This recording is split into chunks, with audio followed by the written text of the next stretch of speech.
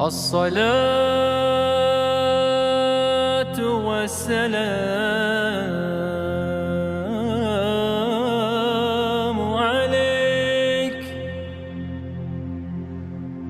عليك يا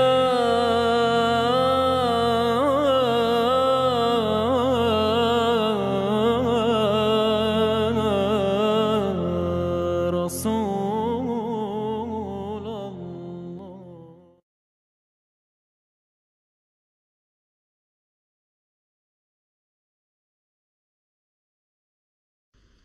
Sheikh Imran Hosein, it's Friday the 8th of February.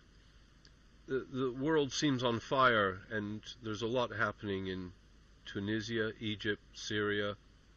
Can you bring us up to date? Give us some perspective. Since last we spoke, Morris,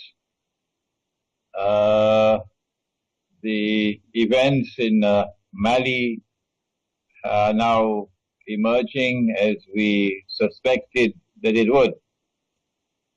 One more time,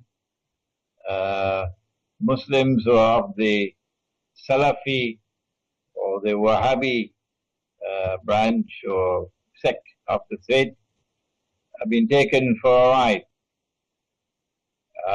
They were armed, they were trained, they were financed, and they were sent on this expedition, this fishing trip into northern Mali. They were portrayed as Islamic militants. In other words, the image of Islam which is being portrayed is one which should terrify the rest of the world. That if this kind of people were to take over the world, what great danger would there be for mankind?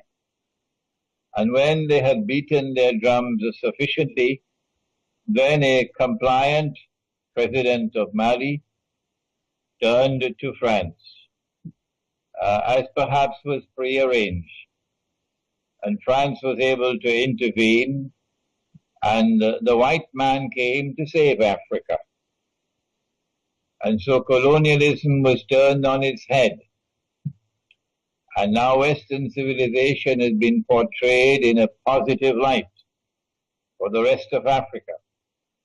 And the media is going to drum this into them, television and radio and newspapers, that had it not been for France, had it not been for the United States and other countries which intervened to help France, the implication or the result would have been that the menacing face of Islam would have established itself in Mali. And that would have been a precursor for what would have come for many other countries in Africa. This kind of portrayal of Islam is absolutely essential for Israel.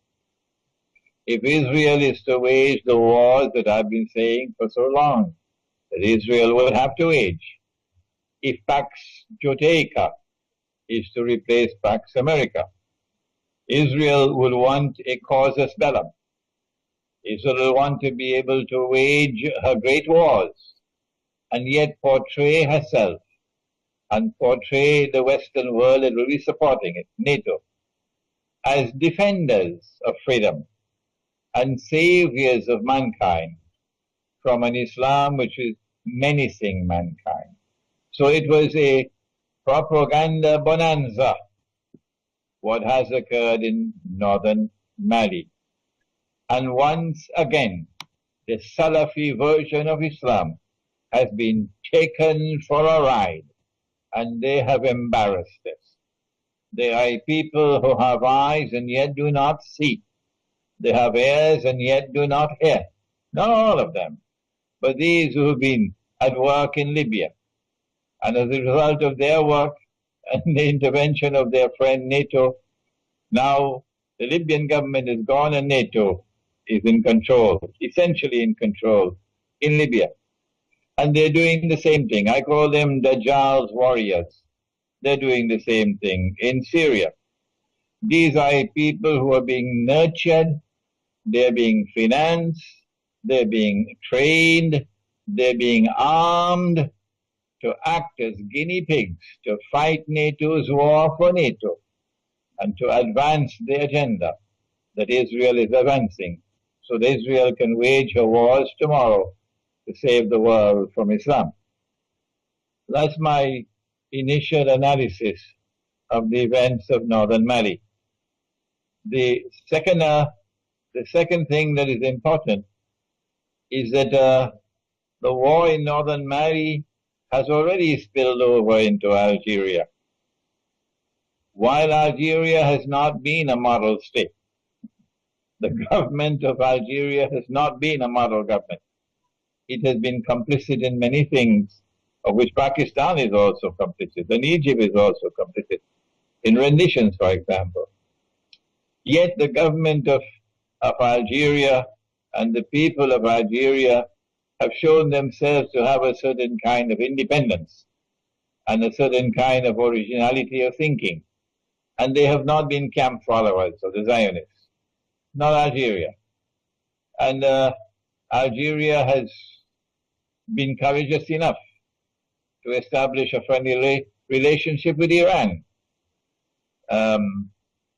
Algeria is taking a chance in doing this, pursuing this independent policy and not being a camp follower of the Zionists.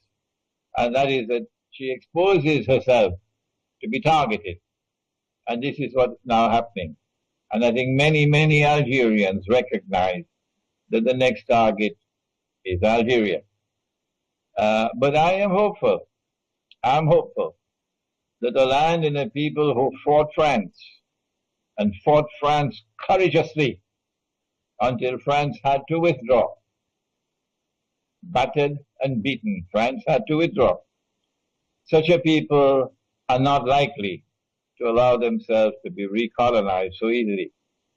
And so the Western world has a fight on its hands if it seeks to use the events in northern Mali as a toehold with which to enter into Algeria, to destabilize Algeria, and to impose once again a neo-colonial regime on Algeria.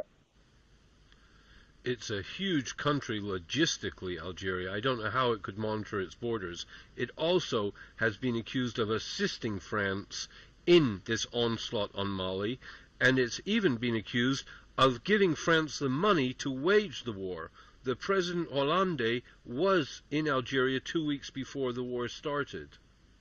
The manner in which the Algerian army, the Algerian armed forces, put down the armed hostage-taking in the south of Algeria meant it emphasized that they did not care how many had to die, but they were not going to allow themselves to be taken for a ride. That's a positive sign. The British and French and people were quite taken aback by the Algerian response in the way that they were not consulted. So it was indeed a mark of independence. They're a very difficult people, the Algerians. When I meet them face to face, they get very emotional, and they're a highly charged lot. But the West seems dedicated to destroying all tribes and culture and traditions, and Algeria is a target, therefore.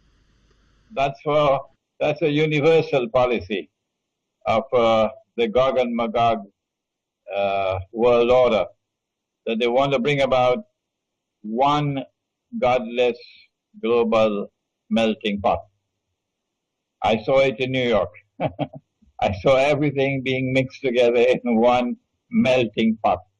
And what they've been doing in New York, they want to do in the rest of the world. But that's the macro analysis. And you're right about that. But I say to you, Boris, that I am myself surprised that I get more emails from Algeria than from any other Arab country. I was educated in Islam in Pakistan and for 1 year in Egypt. I've never visited Algeria. I've lived in Pakistan for about 12 years. I've lived in Egypt for 1 year. I've never set foot in Algeria. And yet I seem to be gaining more and more popularity in Algeria. I was just interviewed by Algeria Patriotic, I think is the name of the journal. A long interview, and it's being published now. And I'm getting very positive feedback from the Algerian people.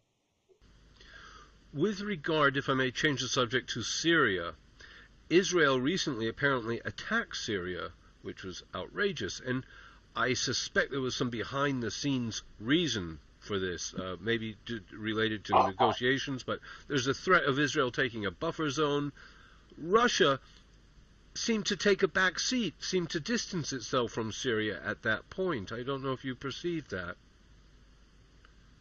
What the Israeli attack meant was that Israel and her friends had explored all options that they had and had not succeeded after more than a year and a half in bringing about regime change in Syria, which is their target. They're only mentioning the name of Bashar al-Assad, but their target is regime change. To bring a new regime to Syria, which would not be friendly with Iran, which would not have a relationship with Russia, and which will come into the Saudi-Qatari camp. That's what they want. And they're just mentioning the name of Bashar al-Assad as a red flag.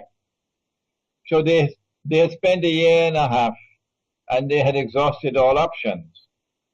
Because Russia had put its foot down, Turkey could not attack Syria. Had there not been a Vladimir Putin in Moscow, Turkey would have attacked Syria long ago. Long ago. The reason why Turkey has not attacked Syria so far is one word: Putin.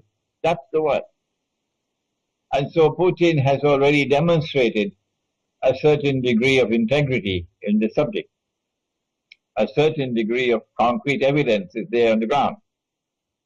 Had it not been for him, Turkey would already have been Syria would already have been attacked. Since all options had failed, Israel now had to launch out to try to bring about a provocation which she hoped would have flared up into open war.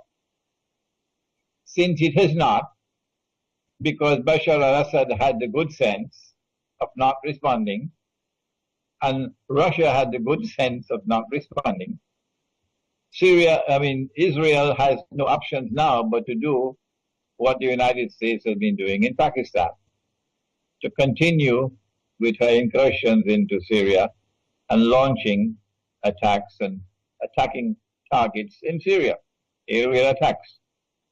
But the more she does that, the clearer will it become to public opinion around the world. Who is the one who is hungry for war? Who is the one on whose side aggression must be mentioned? They are the aggressors. And who is the one who is trying to avoid war? So public opinion is going to sway against Israel if she continues launching these attacks on Syrian territory. So it's a gamble that she's made, and Syria has called her bluff because Syria has refused to respond. And nothing less than a ground invasion will suffice. You can't simply attack from the air. But one of the critically important things about the Syrian attack, the Israeli attack, is that when Turkey sent her fighter aircraft on a reconnaissance mission, it appears, and they momentarily entered into Syrian airspace, they were shot down. The Syrian radar was able to pick them up, and they were shot down. How do we explain that Israeli aircraft reached up to Damascus and the Syrian radar could not pick them up, and no shots were fired against them, indicating a certain level of technology with Israel that Israel wanted to put on display, not only before Syria, but before the world. that is not lost to military experts around the world, that the Israeli aircraft were able to do what the Syrian fighter aircraft could not do. I believe that eventually they're going to lose patience, and they're going to try to make a deal with Putin. I mentioned this previously, that perhaps Obama would say to Putin, if you stay out, we stay out. Let them fight. But if you enter, we will enter, and then we risk nuclear war. So the ball will be in Putin's court. And then Turkey will attack. This is my prognosis, Morris, that we are looking at some time in the not too distant future, when they have lost all patience. We look into a Turkish attack on Syria, and then the whole world will turn to Putin to see how he's going to respond. My bet is that Putin understands that what they want to do is not to rule Syria, but to rule Russia as well. And as a patriot, he's not prepared to allow them to rule Russia, and the Chinese leadership are not prepared to allow them to rule China. So sooner or later, you're going to have a world war. So Putin may argue, if this is what we're going to have, we might as well stop them now rather than later. We will be rooting for Putin. May I change the subject to Egypt at this point? Egypt is in terrible turmoil. I mean, I cannot understand what solutions there can be. It is polarized. What is the prognosis for this succession or the success of Egypt? Has Morsi completely mishandled the whole situation? He has a temporary respite in that the organization of Islamic states, which chose for themselves a very curious name, Organization of the Islamic Conference. It was actually chosen in French, L'Organisation de la Conférence Islamique, and that was then translated to English as the Organization of the Islamic Conference. And that name remained with them for, 40, 50 years, until they have now changed it, I believe. It is such an unimportant organization that we hardly keep up with this news. I think the new name is Islamic Organization of Islamic Cooperation, OIC. This organization met in a summit conference in Cairo over the last few days. And Morsi, acting as host, was able to reap some political dividends from the assembly of all of these heads of state. Most of them didn't come, but many of them were there. And it raised his prestige. But I think it was only a temporary respite. And then once the conference is over, the conference just ended, and the guests have returned to their homes, then the Egyptian people are going to be back again on the streets, venting their rage and their righteous indignation, and I fully support them. I fully support them. That what the Ikhwan al-Muslimun did in Egypt was what we may call a faux pas. They made a terrible blunder, an absolutely terrible blunder. And the blunder is of such magnitude, Morris, that I don't think that Morsi can survive in Egypt. No. Ikhwan will have to choose a successor to Morsi. Morsi may be able to return to the United States and be successful as an engineer. But I don't think he has credentials anymore to rule over Egypt. No, because the mistake was so monstrous of pushing through that constitution over the heads of the Christians, who opposed it, not having the good sense to patiently negotiate, no matter how long, and try to arrive at a consensus, which is what Prophet Muhammad, Allah's blessings be upon him, did. And I did give a talk in which I addressed the subject, and I criticized Mursi and the Ikhwan al-Muslimun government of Egypt of violating what I called the constitutional sunnah, or the sunnah or the way of the Prophet, Allah's blessings be upon him, in matters pertaining to the establishment of a constitution. Because he did negotiate a constitution in Medina, and he spent something like 7 months patiently negotiating, not only with the pagan Arab tribes, but with a large number of Jewish tribes who were there. And you had to negotiate with each tribe, because the tribes, even the Jewish tribes, were at war with each other. And this is what he did patiently over 7 months. And at the end of it all, and without the glare of publicity, without a constitutional conference being organized, he was able to secure a consensus, an agreement of all the tribes.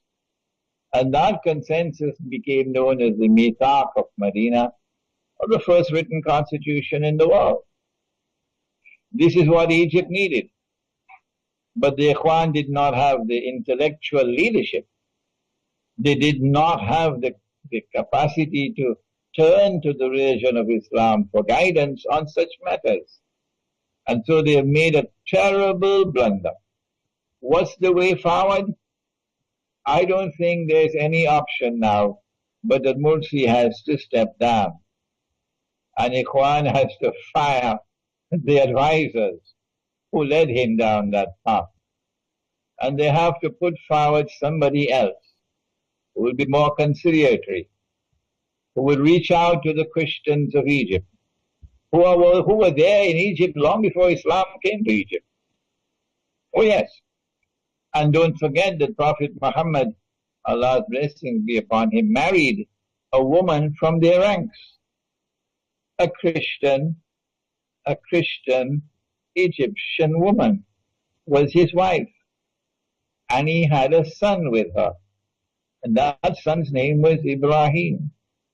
And that child grew until maybe age 2 or 3, until the child died. And then he left word, the Prophet did, that we must be kind to them, for they are our kith and kin. Be kind to them, the Coptic Christians, said the Prophet, because they are your kith and kin. And so the way forward, and I'm sure that Mursi is not going to like this, but I hope that Ikhwan is listening to me. The way forward would be that Mursi be asked to step down, and that Ikhwan puts forward someone else. I don't know what's the constitutional mechanism for it. You'll have to look at the Egyptian law. And Ikhwan puts someone else who has more wisdom, who has more patience, who is more conciliatory, and try to build the unity of the Egyptian people. What Ikhwan has done is to divide the Egyptian people as they've never been divided ever before in history. And what a great achievement for Ikhwan, to divide them as they've never been divided ever before in history, when the imperative of the moment is to unite them, to form a solid wall against the enemy. I was speaking earlier about the organization of the Islamic Conference, the OIC. Morris must have been about 35 years ago that I was a PhD student at the Graduate Institute of International Studies in Geneva, and I chose this as my doctoral thesis, the OIC. post-Caliphate Islam and the search for a new Islamic public order and international order through the OIC, the Organization of the Islamic Conference. At the time when I was working on that thesis, I had no knowledge of Islamic eschatology. No. It took me 30, 40 years to be able to acquire sufficient command of the subject of Islamic eschatology. And so the initial view that I had of that organization it has now been, I have now been able to look at it far more seriously than I did at that time. The spectacle that occurred in Cairo over these last few days should disturb us. And that is that here are the governments of the whole world of Islam assembled, some 53 countries assembled in Cairo. Either the head of state, the head of government is present, or a representative of the head of government is present, representing the government. And this body appealed to the Security Council of the United Nations to do the job it is supposed to do in Syria. That's what they did. The religion of Islam is based on the Quran. And the Quran declares that Muslims have an obligation to submit to the supreme authority of the one God. He possesses supreme authority, and obedience is due to him. And then the verse goes on to say that subject to obedience to him, you must obey the Prophet, Allah's blessings be upon him. And then it continues to say, subject to obedience of Allah and of His Messenger, you must obey those in authority. But it continues to say, those in authority from within your own ranks.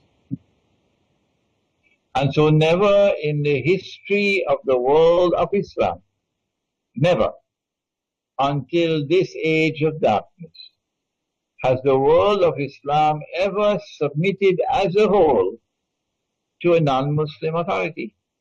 Never. Until the Zionists succeeded in destroying the caliphate and in then breaking up the world of Islam into little pockets called nation states, and then putting the governments of these nation states into black jackets and bow ties, and introducing them to the civilized way of life as members of the United Nations. And when they acceded to the Charter of the United Nations, they placed themselves under the supreme authority of the Security Council. And so they said goodbye to the Quran. This is a monstrous betrayal of the Book of Allah, the Quran. And these people who assembled in Cairo added salt to the wound by making an appeal to the Security Council of the United Nations to do the job that they are supposed to do in Syria. Number two, apart from Iran and to some extent, I think, Iraq and maybe Lebanon, all the rest of the world of Islam, all of them, declared Bashar Assad's government to be the main culprit for the violence in Syria. And none of them ever mentioned or will ever mention that Saudi Arabia and Qatar and Turkey are complicit in sending men and sending weapons and financing an insurrection in another country? The world knows that. But these men assembled in Cairo, who spoke for the word of Islam, never mention a word of that. And they will not mention. And so Putin was presented with the spectacle of his ally, Iran, standing all alone. China saw Iran standing all alone. And China and Russia saw the whole world of Islam functioning as puppy dogs of the Zionists. Puppy dogs of the Zionists. What kind of impression will that make on the Russian intelligentsia, and on the Chinese intelligentsia? What would they think about the world of Islam, Sunni Islam? But on the ground, the Muslim peoples do not share the views of their governments. But they don't have a means to express that view of their government, of their view on the subject of Syria, for example. And there's considerable resentment against Saudi Arabia in the world of Islam. Considerable hostility for Saudi Arabia in the world of Islam. I would like to recall, for the benefit of our listening and viewing audience, Morris, that in 1990, when Saddam Hussein walked, they said, "Will you walk into my parlor?" Said the spider to the fly. And Saddam got the green light and he walked into Kuwait. They set a trap for him and he walked into it.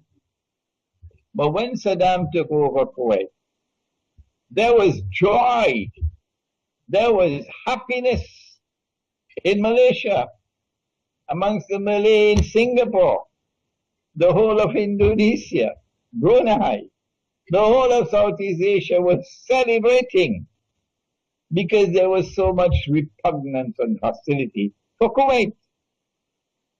The same feelings they have for Saudi Arabia. And I have absolutely no doubt that when Israel begins her wars, which I know it's coming, they're coming, and she attacks Pakistan and Iran and Syria and Egypt and so on, you will find the Muslim peoples around the world rising up in great anger, great hatred.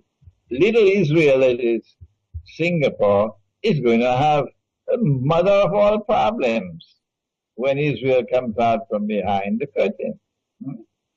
And so the sentiments of the people are variant with the position of the governments. And it is I thank you that I get this opportunity through this interview to send a message, if it reaches, to the Russian intelligentsia, to the Russian government, to the Chinese intelligentsia, to the Chinese government. They do not be fooled by what happened in Cairo. These are only the so-called leaders of the world of Islam who are all have to bow down before the Zionists. But they do not represent the views of the Muslim people. You mentioned Iran as standing alone. I assume it did not vote for this reference to go to the Security Council, and also Iran seems to have a lot of influence on Morsi and the Ikhwan. Is that the case? No, that's the window dressing. That's the window dressing. No. Morsi is very firmly in the Hillary Clinton camp. They can't move out of that camp. They must have made a deal with Washington to be able to get to where they are today. And there's no way they can get out of that embrace. No. So they can try whatever they want with Iran, making a visit to Iran or getting Iran to visit. It doesn't change the ground, the reality. The reality is that Egypt is in this camp. And Egypt cannot move out of this camp to form any kind of a rapprochement with Iran. No. And you said that Iran stood alone. I presume it did not agree to the vote to go to the UN. It expressed reservations on the vote concerning Syria. And I know that Iraq also did, and a third state, perhaps Lebanon. All three of whom have a Shia majority.